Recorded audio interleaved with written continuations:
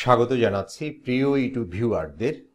চতুর্থ ধাপে শিক্ষক নিয়োগ জুলাইয়ে গণবিজ্ঞপ্তি প্রকাশের আশা, অর্থাৎ চতুর্থ ধাপে গণবিজ্ঞপ্তি জুলাই মাসে হতে পারে এবং এই সংক্রান্ত সর্বশেষ যে তথ্যগুলো রয়েছে সেগুলো আমরা আজকে দেখার চেষ্টা করব।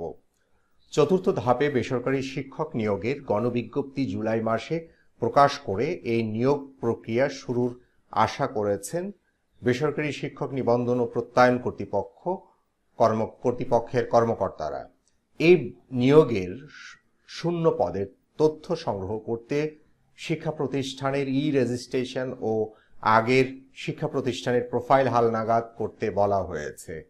এরপর শুরু হবে শূন্য পদের তথ্য সংগ্রহ। পুরো জুন শূন্য পদের তথ্য সংগ্রহ করে জুলাই গণবিজ্ঞপ্তি প্রকাশ করার আশা প্রকাশ করেছেন NTRCA কর্মকর্তারা। যদিও কর্মকর্তারা এ বিষয়ে সুস্পষ্টভাবে কোনো মন্তব্য করতে চাচ্ছেন না, তারা বলছেন এই রেজিস্ট্রেশন ও প্রোফাইল হালনাগাদের পর শূন্য পদের তথ্য সংগ্রহ করা হবে। শূন্য পদের তথ্য সংগ্রহ শেষে চতুর্থ গণবিজ্ঞপ্তি প্রকাশ করা হবে।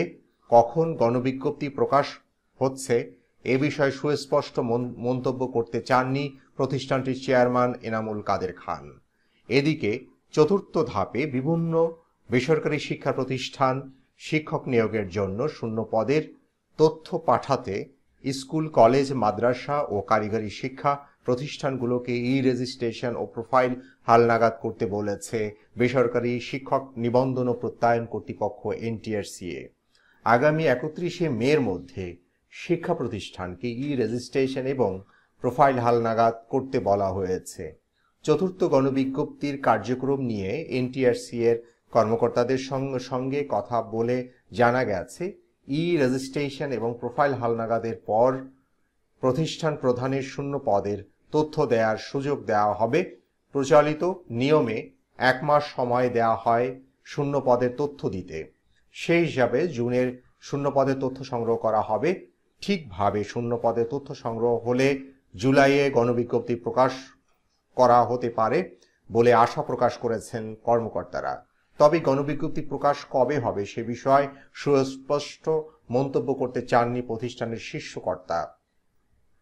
চতুর্থ গণবিজ্ঞপ্তি নিয়ে জানতে চাইলে NTRCA চেয়ারম্যান বলেন, রেজিস্ট্রেশন ও প্রোফাইল হালনাগাদ করার নির্দেশনা দেওয়া হয়েছে। যদি কোনো প্রতিষ্ঠান প্রধান বা প্রতিষ্ঠানের প্রশাসনিক কোনো পরিবর্তন হয় সেসব তথ্য হালনাগাদ করতে হবে। আর যে প্রতিষ্ঠানগুলো আগে রেজিস্ট্রেশন করেনি তাদের নতুন করে রেজিস্ট্রেশন করতে হবে। এটি 31 মে পর্যন্ত চলবে। এরপর শূন্য পদের তথ্য সংগ্রহ করা হবে।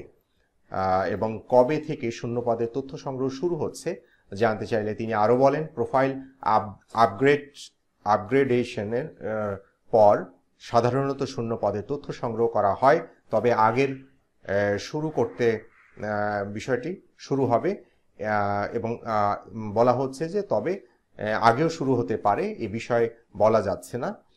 এবং গণবিজ্ঞপ্তি কবে নাগাদ প্রকাশ হতে পারে জানতে চাইলে বলেন, আসলে প্রোফাইল আপগ্রেডেশন এরপর শূন্য পদের তথ্য সংগ্রহ এগুলো ধারাবাহিক প্রক্রিয়া। একটি শেষ হলে পরবর্তীতে শুরু হবে।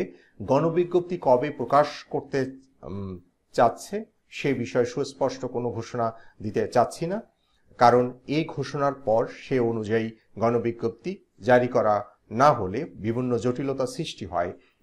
রেজিস্ট্রেশনের পর শূন্য পদের তথ্য সংগ্রহ ও এরপর গণবিজ্ঞপ্তি প্রকাশ করা হবে এবং রেজিস্ট্রেশন ও প্রতিষ্ঠানের প্রোফাইল হালনাগাদ করতে বলা হয়েছে। এরপর শূন্য পদের তথ্য সংগ্রহ এবং রিকুইজিশন নেওয়া হবে।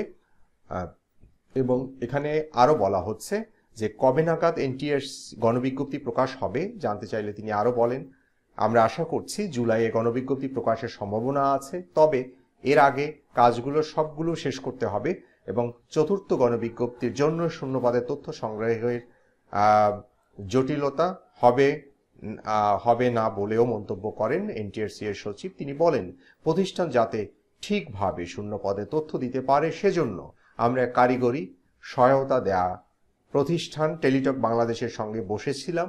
শূন্য পদের তথ্য সংগ্রহ অনেকটাই সহজ করা হয়েছে। তাহলে আজকে এ পর্যন্তই।